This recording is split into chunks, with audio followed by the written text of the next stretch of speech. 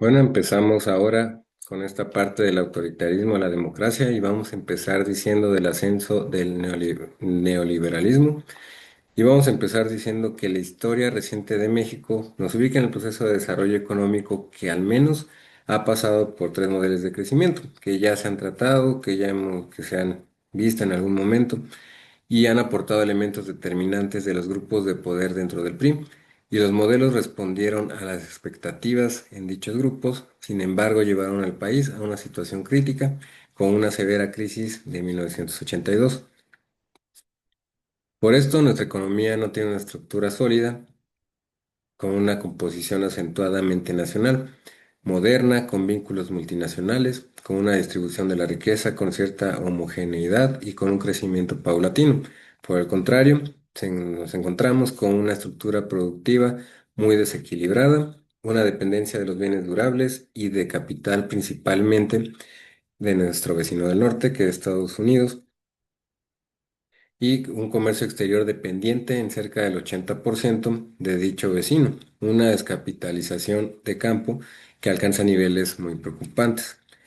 También podemos decir que entre 1972 y 1977 se muestra un visible agotamiento del modelo al crecer la tasa del Producto Interno Bruto a precios de 80 a una tasa de 8%, cayendo en 1977 a 3%.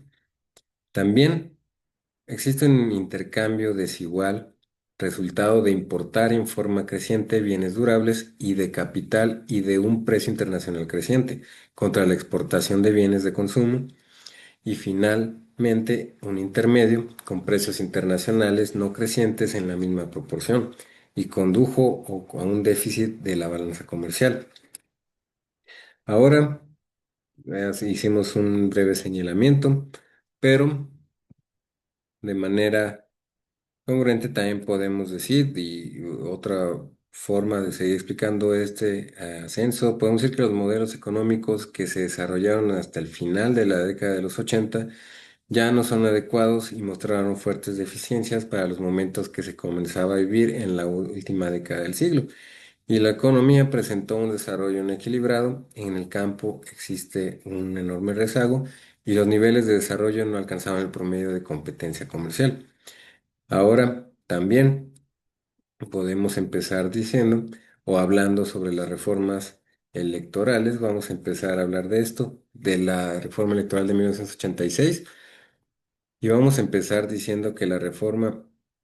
electoral de 1986, como un contexto político, que las elecciones federales de 1982 se caracterizaron por reunir el mayor número de candidatos desde 1929, porque la oposición obtuvo una cantidad de sufragios como nunca antes. El PRI perdió credibilidad después de una gran crisis económica de 1982 y de las consecuencias del terremoto de 1985. En las elecciones federales de diputados y senadores de 1985 se registró un abstencionismo del 50%. Por esto, podemos decir que,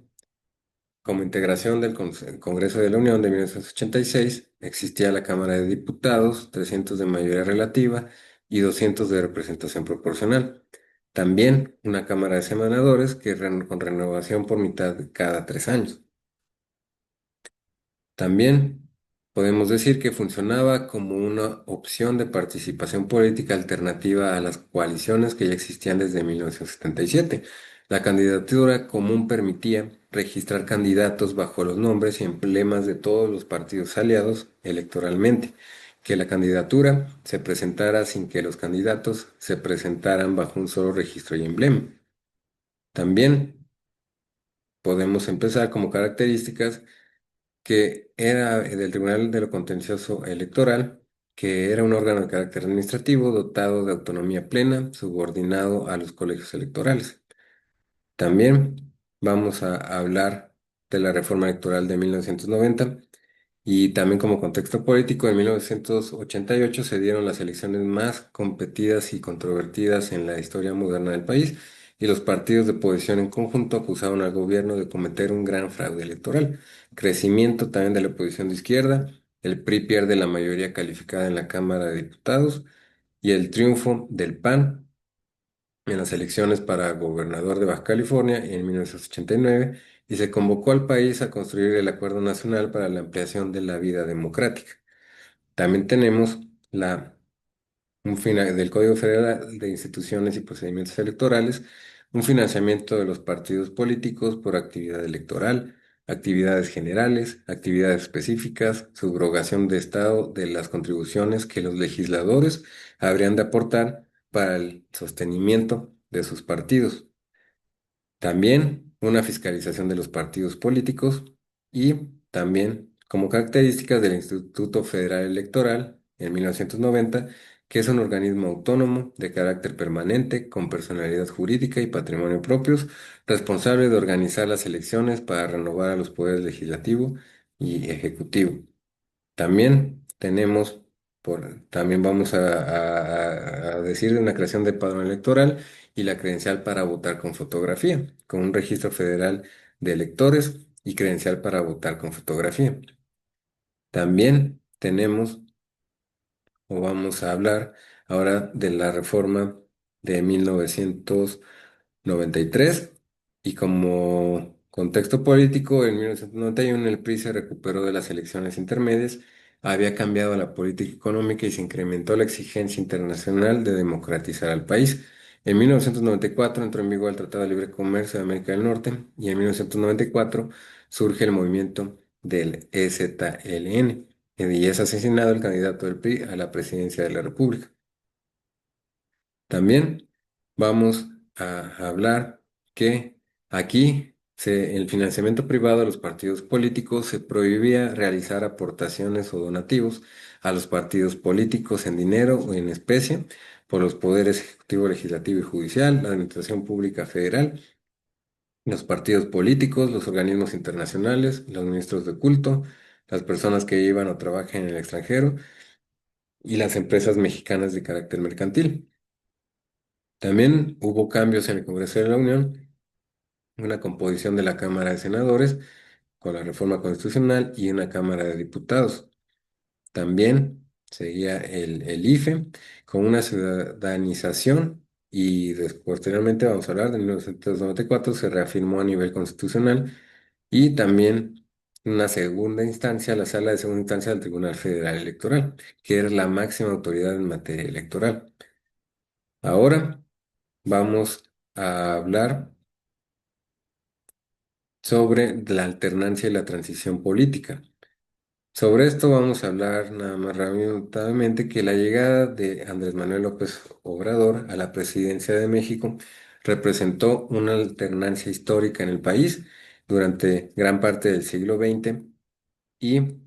del siglo XXI. México fue gobernado por el Partido Revolucionario Internacional y por el Partido de Acción Nacional, por lo que atribuye gran novedad a la elección del candidato del Movimiento Regeneración Nacional, que es Morena, un partido creado en el 2013 y todavía no tenía mucha representatividad nacional. Su principal liderazgo, con todo, no es un personaje nuevo, porque Andrés Manuel López Obrador empezó su trayectoria política en el PRI y fue jefe de gobierno de la Ciudad de México, del Distrito Federal, hoy Ciudad de México, por el Partido de la Revolución Democrática. También podemos señalar que fue electo, Andrés Manuel López Obrador fue electo en un escenario de gran insatisfacción popular con relación a la presidencia de Enrique Peña Nieto y de desconfianza de los dos partidos tradicionales de México, el PAN y el PRI. Y el presidente anterior, Andrés Manuel López Obrador, no respondía para la gente, en su opinión, que no respondía satisfactoriamente a los retos de México. También podemos señalar y podemos hablar ahora de las reformas de 1994, 1996 y 2007. De 1994, como estaban viendo con la de 1993, que había a visitantes extranjeros, también que se facultaba al Consejo General del IFE para que en los procesos electorales federales se expidiera convocatoria publicada invitando a personas y organismos del extranjero a presenciar los comicios.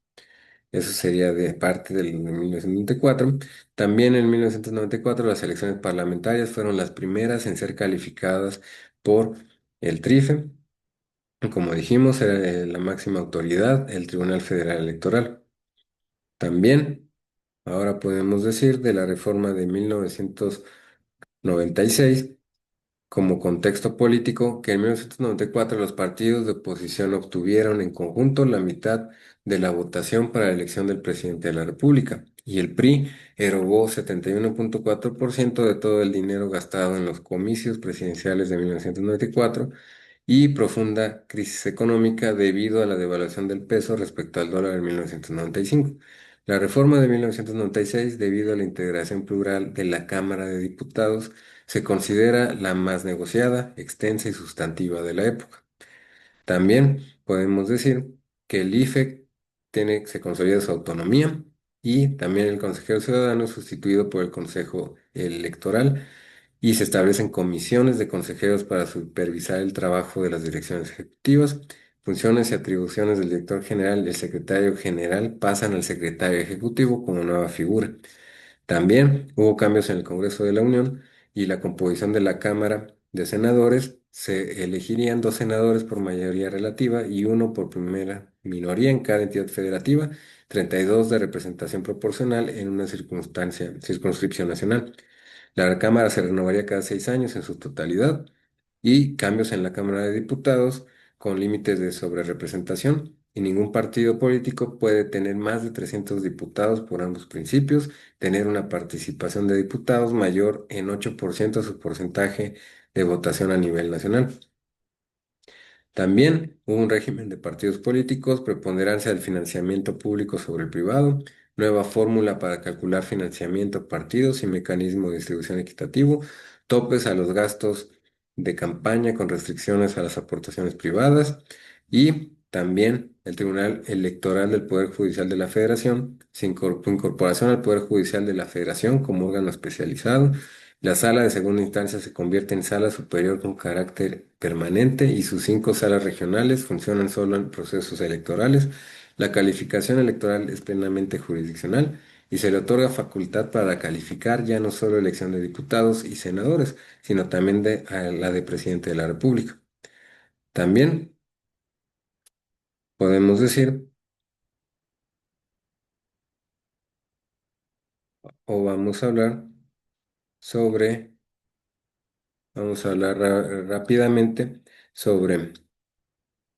las reformas electorales del 2002 a 2005 y hubo cuotas de género, sistema de sanción por incumplimiento con excepción, no más del 70% de candidatos del mismo género y prelación en las listas de partido. Ahora también, pues vamos a terminar esta cápsula con esto y vamos a empezar hablando en la siguiente y con el partido, el fin del partido hegemónico y la alternancia también, presidencias del PAN y Morena, como ahorita lo comentamos un poquito, vamos a detallar un poquito más, pero vamos a verlo en la siguiente cápsula.